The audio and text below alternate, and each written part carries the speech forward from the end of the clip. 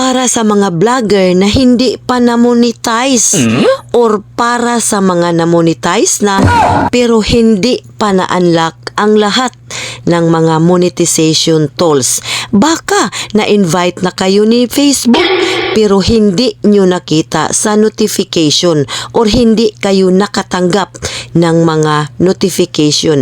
Sa video na ito ay ituturo ko sa inyo para updated kayo sa lahat ng mga notification galing kay Facebook. Tara na!